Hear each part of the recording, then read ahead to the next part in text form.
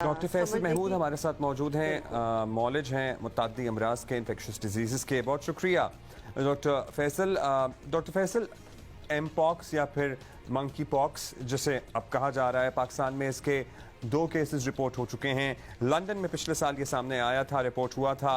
अब travel history भी ज़ाहिर है देखी जा रही है, दीगर पैसेंजर्स की भी। कितनी तशवीशनाक बात है हमारे हेल्थ सिस्टम्स को लेकर हमारे लिए ये। जी बिल्कुल। सो एम पॉक्स के 2 या 3 केसेस की शिनाख्त हुई है और ये सारे केसेस जो हैं ये सऊदी अरेबिया से पाकिस्तान आए हैं। अब तशवीशनाक बात इतनी नहीं है, इसमें 2-3 अच्छी बातें। एक तो ये कि ये मरीज जो हैं ये नॉर्मल अपने केयर के लिए आए थे और उसी में इनकी तशखीस हुई थी कि ये प्रॉब्ली एम पॉक्स है, यानी कि डॉक्टरों ने बहुत जल्दी ही पकड़ लिया था कि ये कौन सी बीमारी है। दूसरी चीज़ ये कि ये बीमारी बहुत तेज़ी से एक दूसरे को नहीं फैलती है और अभी तक कोई ऐसे केसेस नहीं है सामने आए जो पाकिस्तान में ही फैल के पाकिस्तान में ही लगे हैं। जी ऑलराइट, सो चलिए, होपफुली जिस तरह आप कह रहे हैं कि बहुत ज़्यादा तशवीश की बात नहीं है, ये ऐसा ही रहे मामला। स्क्रीनिंग की हम पहले बात कर रहे थे ना कि किस तरह पता चल सकता है कि हो रहा है कि नहीं हो रहा और क्या आपके अंदर सिम्टम्स होने चाहिए। डॉक्टर साहब तो ये ज़रूर बता दें, क्योंकि अभी भी जो केसेस हैं वो सऊदी अरब से 2 जो केसेस आए हुए हैं, तो रमज़ान में हमने देखे हज़ारों की तादाद में लोग जो हैं वो उम्रे के लिए जाते हैं, ट्रैवल बैक एंड फोर्थ कर रहे होते हैं। तो अगर स्क्रीनिंग भी देखी जाए तो what is the screening process exactly, what are we looking for? जी बिल्कुल। सो हर साल सऊदी अरबिया से कई लोग पाकिस्तान आते हैं उम्रा या हज का सीज़न शुरू होने वाला है, हज के बाद। मगर याद रखेंगे कि कोविड के बरक्स एम पॉक्स इतनी तेज़ से नहीं फैलता। इसके फैलाव के लिए अमूमन क्लोज कांटेक्ट यानी कि जिल्द को जिल्द से टच होना ज़रूरी होता है, ख़ासतौर पर अगर दाने हों। हवा से भी फैल सकता है मगर वो इतनी रफ्तार से नहीं फैलता जितना कोविड है। तो ये लगता नहीं है कि ये उम्रा या उन सब चीज़ों से ये यहाँ पे उसके ज़्यादा केसेस आएंगे।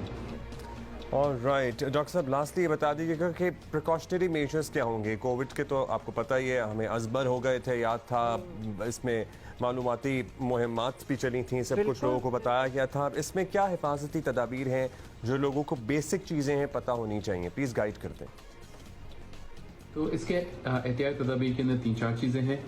अगर आपको लगता है कि आपको बीमारी है और इसके अंदर दाने निकलते हैं, जिसके अंदर शुरू में दाने होते हैं फिर वो पानी नुमा दाने हो जाते हैं, बिल्कुल चिकन पॉक्स जैसे होते हैं। कुछ लोगों को उससे पहले बुखार आता है, गिल्टियाँ निकल सकती हैं उससे पहले। अगर आपको शुबा हो कि आपको ये बीमारी है तो फिर आप मास्क का इस्तेमाल ज़रूर करें और दानों को कवर रखें अगर हो सके। दूसरी चीज़ ये कि इसके फैलाव के बचाव के लिए इसकी बर वक्त तशखीस करना ज़रूरी है, जिसको देखते हुए डॉक्टरों को ये पता होना चाहिए कि इसके क्या क्या अलामात होते हैं। इसकी वैक्सीन भी मौजूद है, अलबत्ता वैक्सीन पाकिस्तान में मौजूद नहीं है। दुनिया भर में वैक्सीन लग रही है मगर सिर्फ उन लोगों के अंदर जिसके अंदर इस बीमारी का रिस्क ज़्यादा हो या फिर ऐसे लोग जिनके अंदर शदीद बीमारी होने के चांस ज़्यादा है। तो वैक्सीन अमूमन सबको नहीं लगती है, कोविड जैसे नहीं है। ये सिंपल एहतियाती तदबीर है, उससे बीमारी आराम से हम फैलने से रोक सकते हैं।